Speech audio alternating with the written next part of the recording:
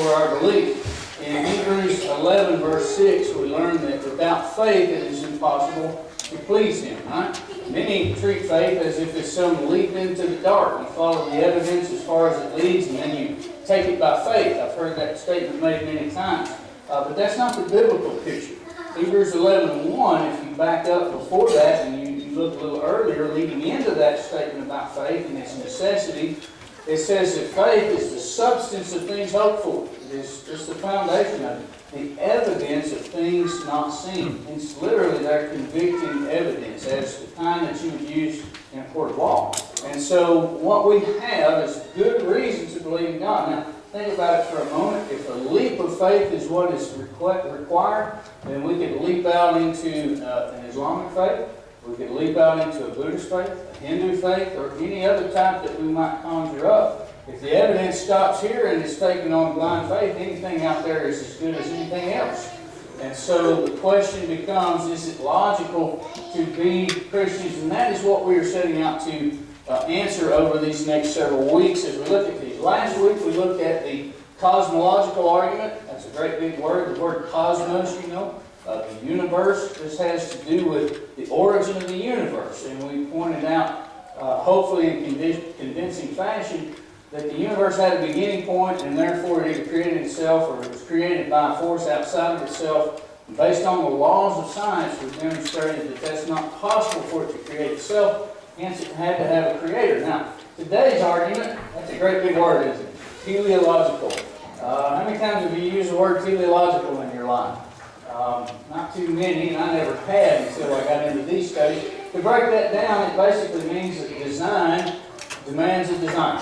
Okay, teleology is the study of design, purpose. Okay, when you come to the book of Romans, and Christ is said to be the end of the law for righteousness, that means that word underneath that is telos, from which we get teleology. It means He is the designer, the purpose, that which it was aiming towards. Okay, so our universe, when we look around, if it evinces design, then the logical conclusion is that there must have been someone who designed it. We'll get into that evidence shortly.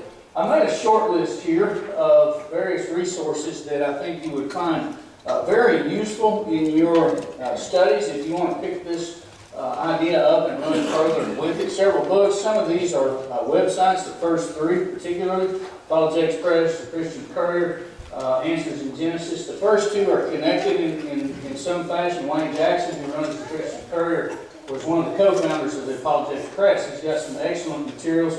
Answers in Genesis is another gentleman, Ken Ham. I'm not sure of his exact religious background, but I do know that he has got some solid evidences. William Paley, this was from 1802. It's called Natural Theology. Now, don't let the name throw you off. He's not saying take out the supernatural element. He's looking at nature, and it's exactly what we're entering into today. That's Barrett Baxter's book, I believe, because he has lots of good evidences there. Bert Thompson, The Case for the Existence of God, and Brad Harrop's Convicted. Many of these you can get for free these days. And so I encourage you to look into those if you want to dig a little deeper. Also, the handouts are in the foyer, so that you can have this information. It's a lot, I get that. And that's the reason that I've given a full outline in the foyer, so that you can have that and you can look back on it and be reminded of it, hopefully lock it into your memory here. The argument defined. Order and useful arrangement in a system suggest intelligence and purpose on the part of the originating cause. We looked last week, the universe had an originating cause. There's just no logical, scientific way around that. This is from a little book that Wayne Jackson and Bert Thompson put out, a study course of Christian evidences. Now, to put it in a logical form, you may state the argument this way. First, if the universe shows evidence of design, it must have had a designer. Okay? Second is the universe does show evidence of design, and therefore the conclusion must be that the universe must have had a designer. Okay? Now, theists and atheists alike agree with the law of teleology as it's been set forth just a moment ago. The difference is that the atheists would look at all of what's going on in our universe and in our bodies and in nature, and they would say no such evidence of design exists. This is all by random chance and the natural properties of matter. That is how this has all come to be. Now we're going to get into some of the evidences why that should not be taken as the reality thing. Psalm 19:1 reads, "The heavens declare the glory of God, and the sky above proclaims His handiwork." The word for heavens there is that which we know as outer space now. People have been stargazing for as long as there have been stars to gaze at. And so even the ancients understood these things. And the psalmist there hits the nail on the head. The heavens declare the glory of God, His handiwork, as it may be. Just the sheer size of it is mind-boggling. You'll remember in talking about the Big Bang inflation model last week, we're supposed to believe that the entire universe as we know it came from a cosmic egg, as they might call it, or a cosmic singularity that was smaller than a proton. Now they've revised it a little bit. Some say smaller than a marble. But anyway, can you imagine just this Earth residing in a little dense ball of matter the size of a marble? I mean, that's pretty impressive. And it's been expanding ever since. We do see expansion in the universe, and typically scientists drew from the laws of thermodynamics that, hey, this is showing how it's spreading out, and matter is becoming, or energy is becoming less usable. And that's what the data actually shows. But just think about the size of this universe. It's an estimated 20 billion light years in diameter. We don't know the outside diameter of the universe, and probably never will. But nonetheless, to give you an idea, a light year is approximately 5.9 trillion miles. Okay? Times 20 billion. I can't give you a number on that. I think it's just beyond me. I can't even fathom how big that actually is. But it's estimated there are a billion galaxies in the universe and 25 sextillion stars. That's a lot of zeros at the end of that. Now, our galaxy is estimated to have over 100 billion stars. When you look out into the heavens at night, you see the stars. Imagine 100 billion of those. And these are gigantic celestial bodies. So at the speed of light, it would take roughly 100,000 years to travel across just our galaxy, one of an estimated billion of those. Now that's pretty remarkable in size, isn't it? That's some marble, right? Not to mention nobody ever, or some egg, and nobody ever has come up with a plausible explanation to leave God out of the equation and explain the egg, or the power that made it blow up, or what caused it to randomly turn into all that we see around us. So that's what we're expected to believe. But I submit to you that the psalmist has it right. The heavens declare the glory of God, not the randomness of nature. So let's consider a few things. The earth and its sun. Now, so many things that we don't think about are taking place right now. And it's just remarkable that we're unaware of what's going on by sensory perception. Because as we stand here, we are rotating on our axis at the equator at about 1,000 miles an hour. Anybody feel like we're spinning at 1,000 miles per hour right now? I don't. It's just remarkable to me. Now this is what gives us our light cycle, without which it would be impossible for vegetation to grow. Anybody eat vegetables? Some probably never have had a vegetable. But you probably eat meat. You know where that meat got its sources from? Vegetables. Or other meat which got its source from its food source from those vegetables. So without the light cycle, then life is impossible. We can't have it. We've got to be spinning at this particular rate. The rate of the rotation, which is interesting, when we'll see in just a few moments, as the Earth rotates or orbits the Sun, it's not in a perfect circle. It's actually an elliptical rotation. So at times it gets closer and farther away from the Sun. January, it's actually the closest to the Sun. July, it's the farthest from the Sun. Well, somehow the Earth knows when it starts to get closer to spin faster. And somehow when it gets a little further away, it knows to spin slower. It slows down. It's automatically adjusted to do these things as it simultaneously. So we got 1,000 miles an hour this way, and we got 70,000 miles an hour this way around the Sun. So think about all that's taking place. What holds all of that together? How does it stay together? How does it not just fly to pieces? There are laws of nature that are doing that for us. Now, it just turns out that the simultaneous orbit of the Sun happens once every 365 and a quarter days. You ever wondered why we had a leap year? That's why. Because of the time that we lose there in that quarter day. And so it's set on its axis at an exact tilt of 23.5 degrees. This gives us our seasons. If you take it to 0, we would have no seasons. If you take it to 90 degrees, we would have such long seasons that we couldn't grow those vegetables that we're depending upon for life on this earth, right? We would have extremely hot, long summers and extremely cold, long winters if you were to fool with this degree of kilt very much at all. All of this stuff is happening simultaneously and keeping things going just as it needs to be. In this process, as it goes in its orbit 70,000 miles per hour, it deviates from the straight line every 18 miles by 1/9 of 1 inch. Okay?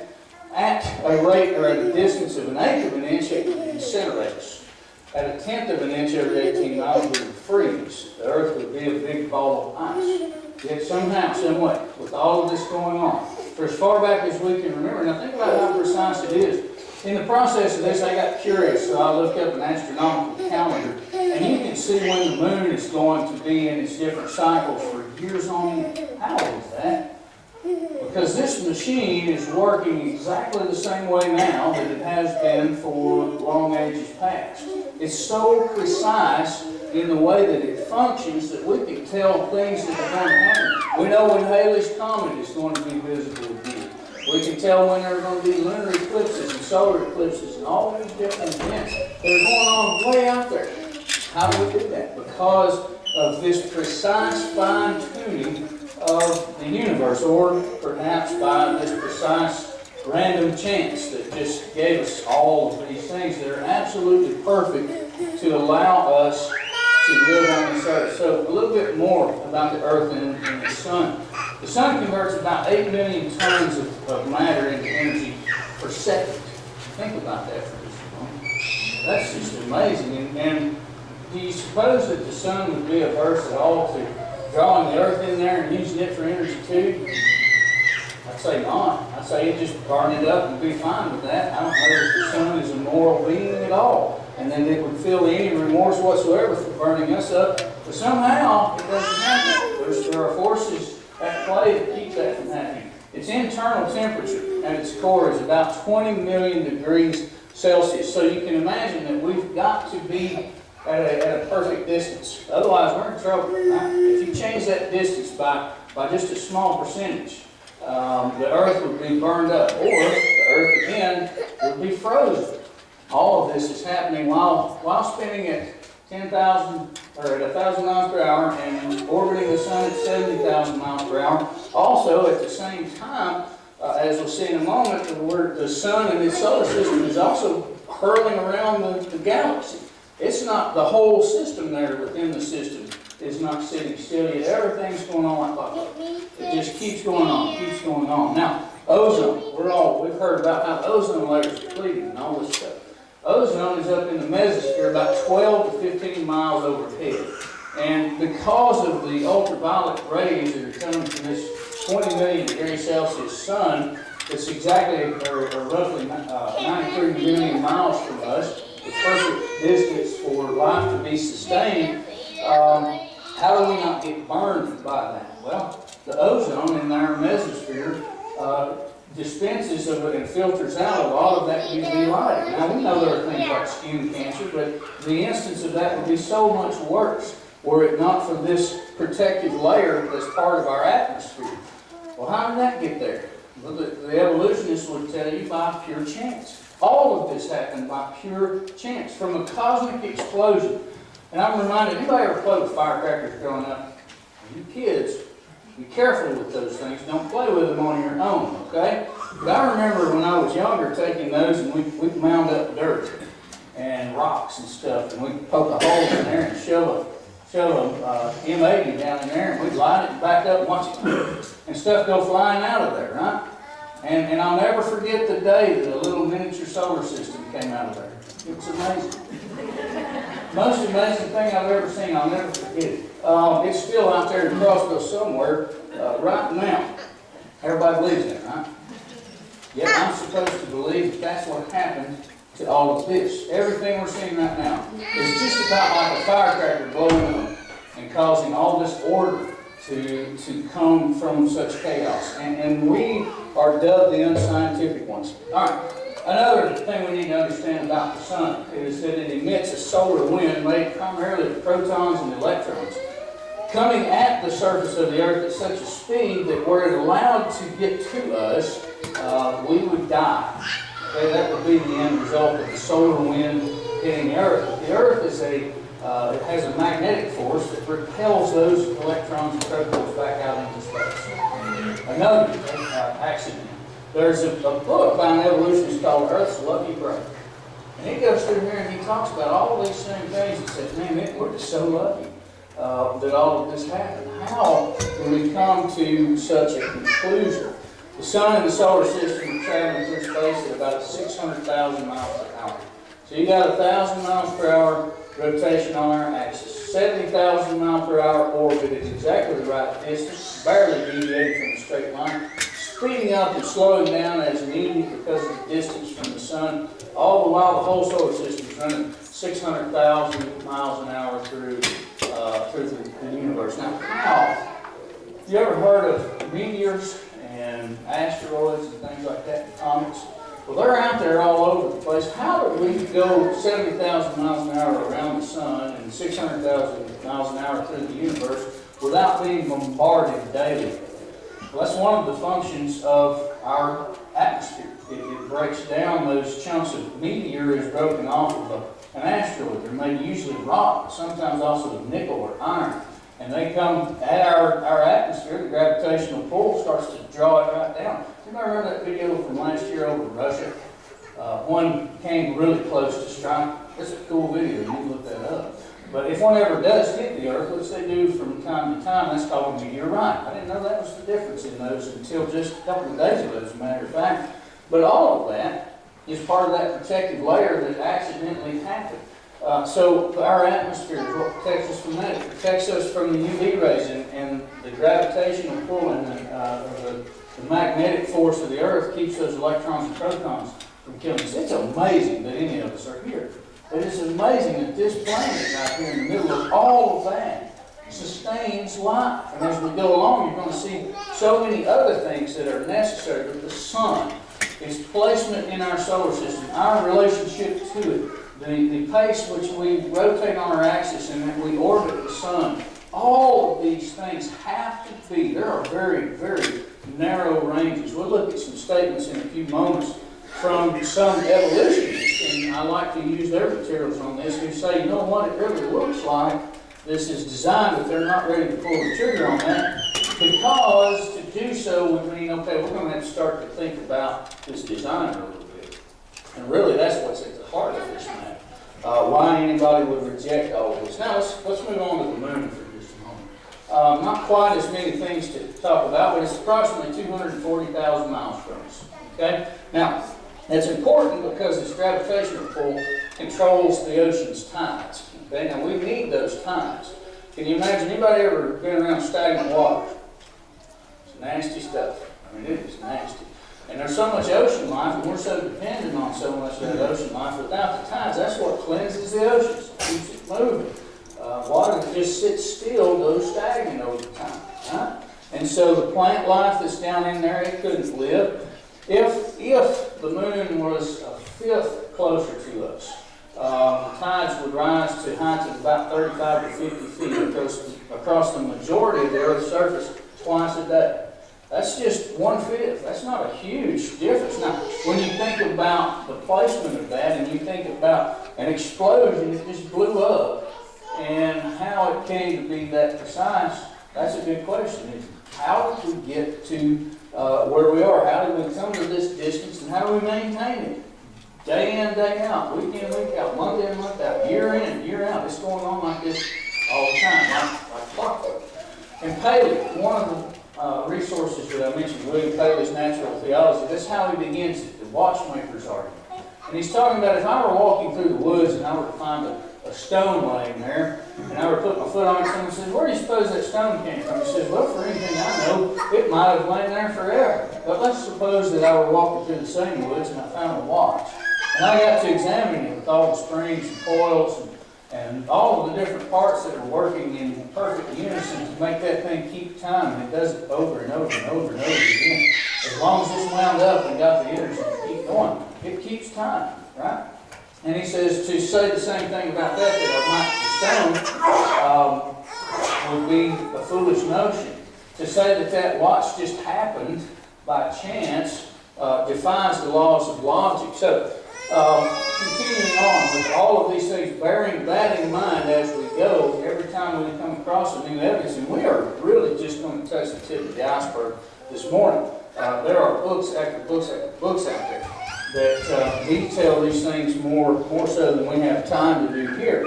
Those tides, as I said, producing those cleansing effects, they enable oceanic life. Now, as we consider our dependence upon the oceans and the life that's within them, these oceans provide our water cycle. Remember, we need some vegetation for some stuff, right? Even if you don't eat vegetables, you need something to eat vegetables so you can eat that something. Because without that, then you're going to starve. Okay? We've got to have this stuff. Not to mention, we've got to have water. And so we have this water cycle, but there's more to it than you just think. About 72% of our earth is covered in water, which just happens to be the precise amount that we need for heating and cooling. You ever wonder why the deserts can be 140 degrees in the daytime and 40 degrees by the time it gets good dark? It's because dry areas heat and cool much more quickly. So the water that covers the bulk of the surface of the earth actually helps to regulate temperature. That's a big portion of what it does, because it heats and cools slower than dry matter. So we have this precise measurement of water. We see what happens in areas that don't get enough water. Over time, they dry up and the temperatures are extreme. So if we had much less water coverage on the earth, we would have extreme temperatures over a significant portion of the earth. So this is important. Now, what else is important about the tides and about the amount of water that we have is that about 90% of our oxygen comes from tiny plants in the oceans. I didn't know that. I thought we got most of it from the trees. And so it is important that we save the trees, because I don't want to lose 10% either. But it's much more important that we maintain our oceans. And so you have the tides keeping things cleaned up and running along smoothly. And then think about this. Here's just another little thought about design. What do we use when we breathe? We need oxygen, right? And then we produce carbon dioxide as a byproduct. Well, you know what plants need? They need carbon dioxide. You know what they put off as a byproduct? Oxygen. So we're feeding them and they're feeding us. How about that? By accident, mind you. Purely by blind chance. The forces of nature, mindless nature, did all of this for us. That's what we're led to believe. Is it blind chance or intelligent design? You be the judge of that. I mean, think about all of these things. Here is a list of some happy accidents that permit life on our earth. The perfect distance from the sun and the perfect distance from the moon.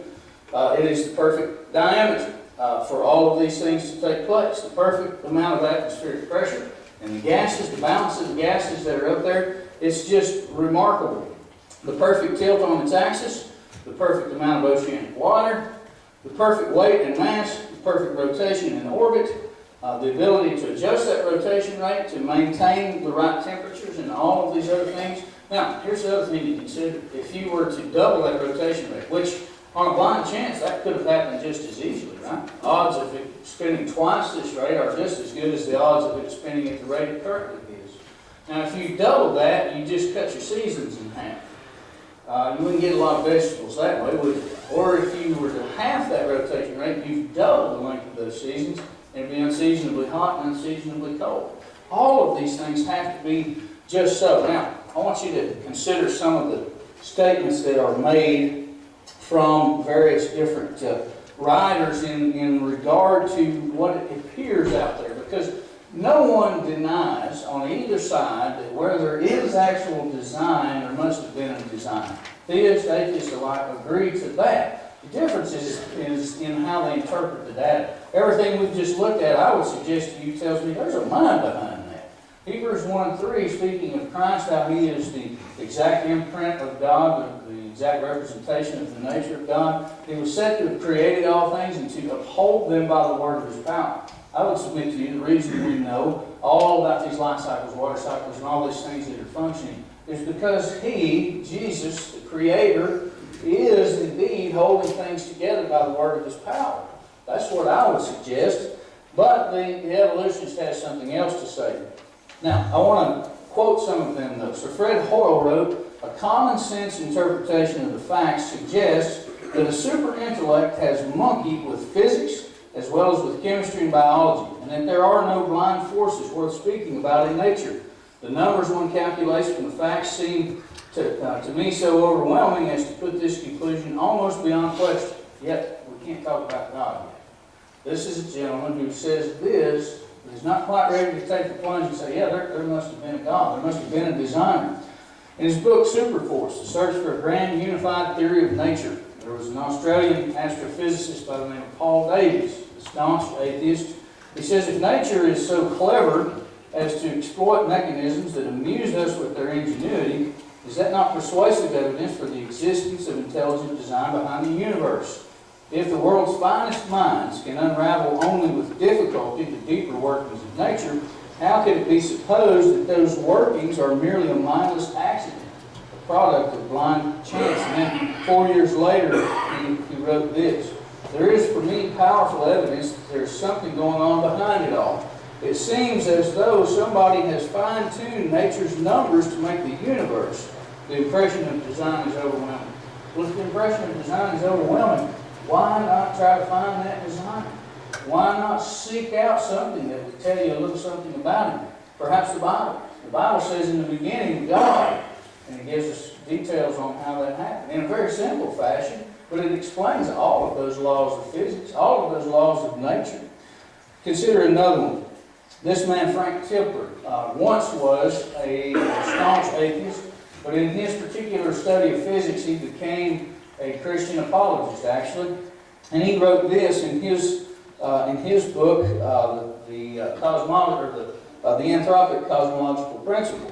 He says, "When I began my career as a cosmologist some 20 years ago, I was a convinced atheist. I never in my wildest dreams imagined that one day I would be writing a book purporting to show that the central claims of Judeo-Christian theology are in fact true. That these claims are straightforward deductions of the laws of physics as we now understand them. I have been forced into these conclusions by the inexorable logic of my own special branch of physics." And I gave you the wrong title. That's the physics of immortality is where that fell. So, Michael Denton. I want to go on to another atheist here. In Nature's Destiny, in 1998, he admitted whether one accepts or rejects the design hypothesis, there is no avoiding the conclusion that the world looks as if it has been tailored for life. It appears to have been designed. All reality appears to be a vast, coherent, teleological whole with life and mankind as its purpose and goal. Yet this same man to this day does not believe in God. He believes that it appears by everything that you look at. All of it says it's been designed, but yet he's willing to accept a designed thing without a designer behind it. Now, I want to give you this not from an atheist, this is from a fellow named Michael Murray. In his book, The Reason for the Hope Within, he defines these things that we look at here in this way. He said almost everything about the basic structure of the universe, for example, the fundamental laws and parameters of physics and the initial distribution of matter and energy, is balanced on a razor's edge for life to occur. Scientists call this extraordinary balancing of the parameters of physics and the initial conditions of the universe the fine-tuning of the cosmos. Well, it is fine-tuned. It is absolutely perfect for life to exist here on this earth. And think about it. Of all the planets that we've been able to spot, we've yet to find conclusive evidence that there's life on any of them except for this one. Why did Earth get all the good stuff? That's a question that needs to be answered. Right? We are, according to some, a very pampered lot. We people, it appears that everything was designed for life and humanity as its purpose. If you go back to Genesis chapter 1, what does it say? It says exactly that, not in those same terms, but you follow the progression. He created the earth. He gave us life. He separates the dry ground from the land. He gives us the plants, and then sea life and birds, and he gives us the land animals, and finally, it finishes with man, and the rest of the Bible deals with him. This morning, if you're not a Christian, the question is why not? There's only one system of belief, only one worldview that accounts for it all. It all makes sense, it meshes, it fits all of the evidence of science, it fits with the psychological needs of man, the moral need of man. We'll get on to that in a couple of weeks. But looking at this, the fine-tuning of this universe, knowing that it had a beginning point and had to have a creator, and knowing how precise everything has to function for life to be here on this earth, the fact that it is, tells us to look behind the curtain, because there's somebody there. There is a mind behind all of this. He is the God who is calling you today. If you've not obeyed His will, don't stand on the outside looking in. Come in, be one of His children today. Think about a God who can create a universe like this, and He wants you. He wants a loving, caring, father-child relationship with you. That ought to be the most flattering thought that you've ever had. If you are a child of God and you have lost faith along the way, or if your faith has been dinged by some of the attacks that have been leveled against Christianity, don't let those things hold you back. There's no reason. If you need to set anything right with the Lord today, at this particular time, that is the Lord's invitation right now. Let's together we stand.